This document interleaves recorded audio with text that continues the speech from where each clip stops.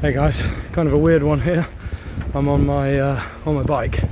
I'm on my way back from failing my third driving test, and I feel pretty good. I don't know why. I feel quite happy. Well, I do know why, but yeah, I mean, on the surface, it's a disaster. It's an absolute fucking disaster. I now live even further away from the driving school, and for reasons that are too complicated to get into, there truly is no other easier way of doing it. I have to go to the town I used to live in, which takes me, like, that's why I'm cycling now. I have to cycle, I have to get the train. The whole journey's about an hour.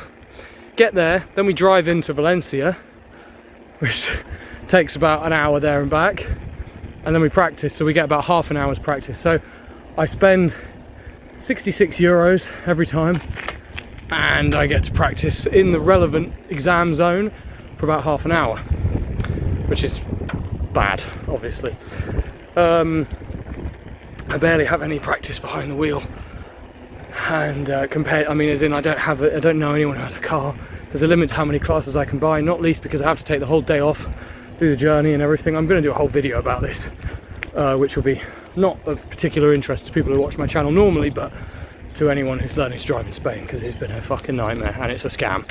Anyway, so I've already had to pay to be re-enrolled after failing twice. If I fail one more time, I have to pay again, so it'll be another 200 euros on top of the extra, you know, hundreds of euros. Hundreds of euros I'm already going to have to pay for classes. I did this journey home in the night time, at night I should say, the other day, and there's no lights. It's a huge long road through the orange groves in the countryside. There's no lights, and shit was scary, man. At first I had to go through this tunnel, which is not a tunnel that's intended for passage, you know. It's like one of those tunnels under a bridge, under a motorway. I had to go through the tunnel. It was like pitch black, and I was like, damn, good job I'm not the type of fella that gets raped. Good job no one wants my ass. No one wants to sully my buns, because otherwise I'd be clutching those buns right now. Sorry. But yeah, anyway, so I went through there, and then I got to here, and I was like, there must be some lights on this path. Nope, no lights. And there's every 2 minutes you get to a house full of like extremely aggressive guard dogs that are there to protect livestock. And the other night, some of them were loose. They were out in the street, and I couldn't really see, you know, you can't tell which dogs are behind fences and which dogs are just right there in front of you. I saw a couple in front of me in the street, and I cycled through them, and one started chasing me, and I was like, oh my god, I'm hearing all these other dogs. It's like a nightmare. I was like surrounded by barking dogs on my bike, which is broken. Some fucking prick sold me this bike broken, and I couldn't test it because I couldn't leave the house because my dog was there with a spinal injury. And I said to him, I said, look, I'm really trusting you. Have you tested the bike? Does it work? Because I can only test it for like 20 seconds, because at this stage we couldn't even leave the dog alone for a second, really, and I needed the bike. Hard to explain. Again, there was really nothing else I could do. I truly didn't have a better option than that. Much like, you know, having to travel 6 hours to fucking spend half an hour driving in the exam zone. I honestly don't have any other option. It might sound like I do and I just haven't explored it, but I don't. Anyway, so yeah, it's a fucking headache. It's a nightmare. I don't want to keep doing this. I was meant to do the exam on Friday. They fucking cancelled it on the morning of the exam, just as I was about to leave the house. They cancelled it. They have like 30 other examiners there. They can't get them to cover one exam each, or well, not even one exam each, 4 extra exams for the person who's ill. Nope. We all have to book another day off. So they gave us a date 5 days later, which was today, which meant we had to do it 5 days without practice, because normally you practice right until the day before, right up until the day before. And also just had to book time off at completely short notice.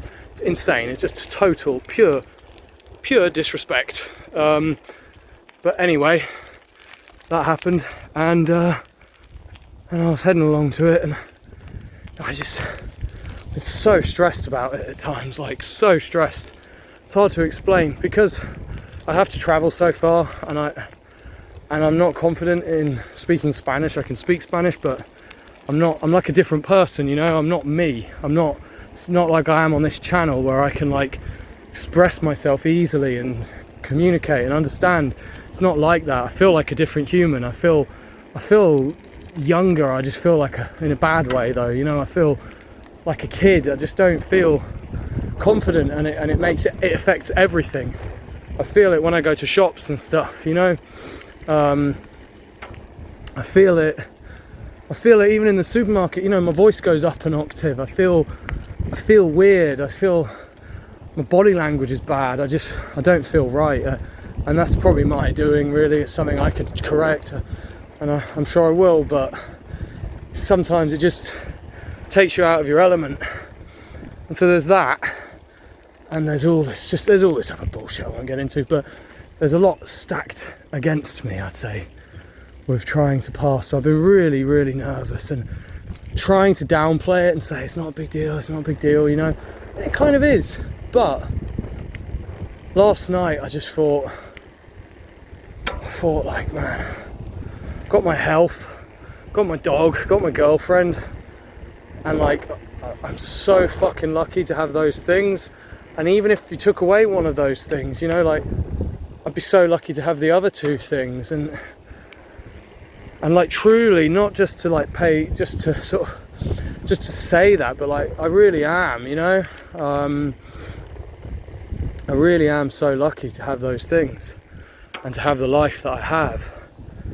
And this morning on my way through this field, on the way to the exam, I just kind of like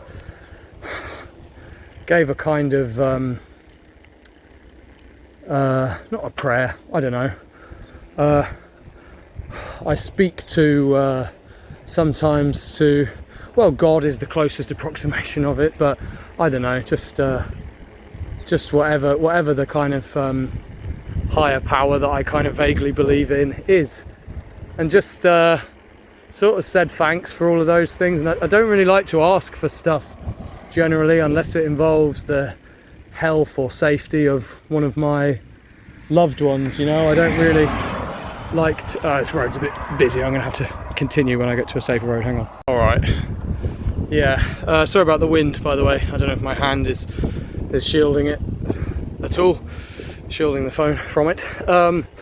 Yeah, so I just said all of that, you know, and I just it helped me to think about all the things I have, and like, not long ago, like basically like 100 years ago, people half my age, younger than half my age, guys half my age from my exact background, were fighting in the most horrific war probably that's ever been, certainly as horrific as any war that there's ever been. And that was it. There wasn't even much reason for it, you know. It was a ridiculous war. It wasn't like World War II even, where there was like a clear kind of reason. It was just a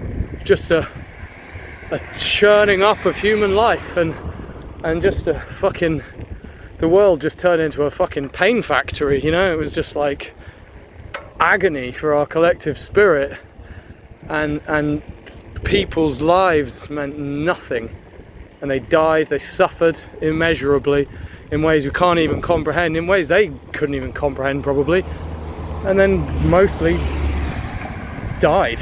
And the ones who didn't die, they were just another number, another person who just came back, and we sort of gave a pat on the back and went, all right, off you go, back to work or whatever, take care of your family, that's that.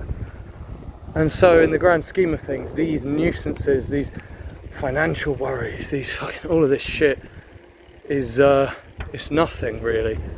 It's nothing. It's absolutely nothing. And at the end of the day, if I did lose one of those things, or I did lose something important to me, I mean, I said if I lost one of those three things, I would be okay. I wouldn't be happy to, of course. I meant I would still be lucky to have the other two. But if I lost my girlfriend, I don't know, you know, I don't know how I would cope. And the worry is that you spend your life worrying about the shit you don't have. And I know it's a cliche, but you spend your life worrying about the shit you don't have, and you fail to appreciate the shit you do have and how amazing it is, and how if you could look back and have one more day or one more year or whatever, how you would try probably to appreciate all of it so much more than we normally do. And lately I feel like I'm learning to do that, like I'm learning to do it. It's hard, it's really hard. The anticipation is tough, like waiting for the exam. I've just been not doing anything, just wasting time, feeling anxious. But now it's happened, I failed, and I know I have no choice. I just got to move on, and just enjoy my fucking day, let alone life.